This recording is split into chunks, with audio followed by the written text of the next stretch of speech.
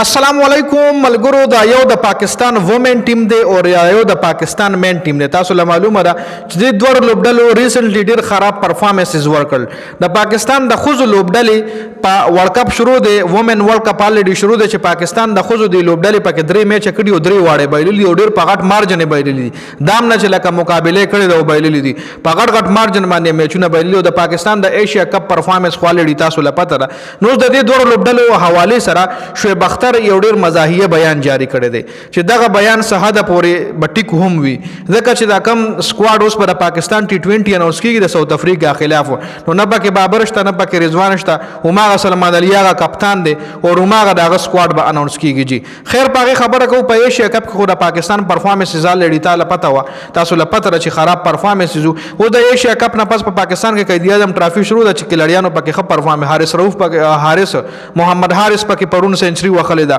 محمد رضوان خو خیر په ایشیا کپ کې ونه خو پرونه غو هم سنچري وخلې ده، سایم ایوب پکې خپ پرفارمنس ورکړي. لکه مطلب په ایشیا کپ کې چې کم کلړیان ناکام شوي دي ایوس په قائد اعظم ټرافي کې خپ پرفارمنس ورکول شروع کړي دي. خیر خو زموږ د ډومېسټک ټورنمنت ته زموږ ډومېسټک بازاران دي او هغه زه س بیټسمن یو کلړی نه غړم چې هغه صرف تعالی په دې خو پاکستان کې خپ پرفارمنس ورکړي، د پاکستان په پچونو خپ پرفارمنس ورکړي یا کمزوري ټیم خلاف تعالی خپ پرفارمنس ورکړي، خو چې کله مضبوط ټیم راشي کله اهم میچ راشي نو دا کلړیان پنچر شنو دا بیا ورو سه کلړیان نه دي. خاصه بختر سره بیان جاری کړي هغه طرف ته بل شوی بختر وای رورا چې د پاکستان د خزو دا ټیم نه دی د په دنیا کې صرف یو ټیم له شکست ورکول شي او هغه پاکستان د سړو ټیم دی، هغه پاکستان د سړو ټیم د چې د پاکستان د خزو د ټیم ولا شکست ورکول شي. دا شعیب اختر بیان جاری کړی د پاکستان د خزو او د سړو ټیم حواله سره. بل طرف ته ریشا عرفان پټان دا خبره ذهن ته راغله چې هغه دا بیان جاری کړی چې بل ورځ د استرالیا او د پاکستان میچ چې استرالیا ته پاکستان د پاکستان دی جنکو استرالیا ته و کلړیان 75 رنزونو باندې ور کړی وو او بیا اتمه وکټ دومره غټ پارټنرشپ کو چې سکور استرالیا 221 تو رسولو او دغه 221 بیا د پاکستان بیټسمنانو چیز نکل د پاکستان جنکو چیز نکل او د پاکستان د جنکو ټیم ټوټل په 114 رنزونو باندې ور شو. نو دغه میچ نه پس بیا عرفان پټان بیان جاری کړو چې د استرالیا د خوځو ټیم ته د پاکستان د سړو ټیم شکست نشي ورکولې،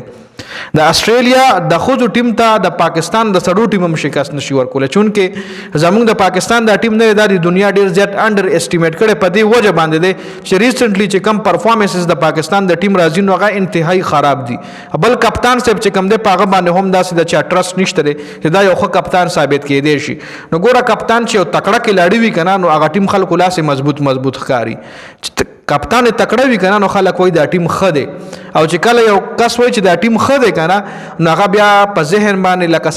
سایکالوجي هغه بل ټیم مخالف ټیم چې کوم وي په هغه باندې اثر پروزي. ګوره لکه موږ د ټیپ بال کرکټ کړی دی او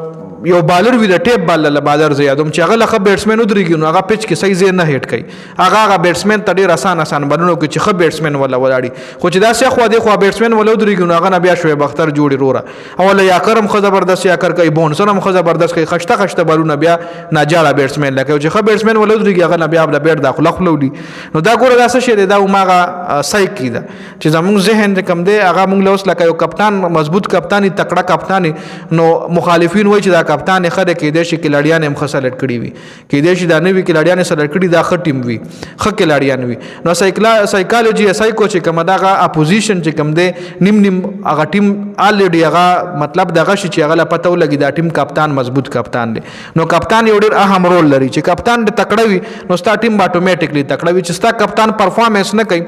نو په ډریسینګ روم کې انوایرنمنت بیا داسې وی چې لکه کپتان زمونږ مړه وای نه اهل له زمونږ کپتان وای پس نه دی مړه وای مونږ بس سکور کو، خو چې یو ځکه کپتان سکور کوي نو هغه چې ډریسینګ روم لره دن نشي نو بیټسمن له چې داسې سترګې ملو کوي چې کم بیټسمن په 0 شي هغه راسه ښکته وګوري هغه لا پتره چې ما توره کړی ده، خو چې کپتان خپل نه هیل کپتان وی 0 کپتان وی 0 پرفارمنس وی نو چې په ډریسینګ روم وردن نشي نو که بیټسمن 0 هم کړي نو وای مړه زمونږ کپتان پس نه دی نو کپتان لسترګو کې سترګې ورکی.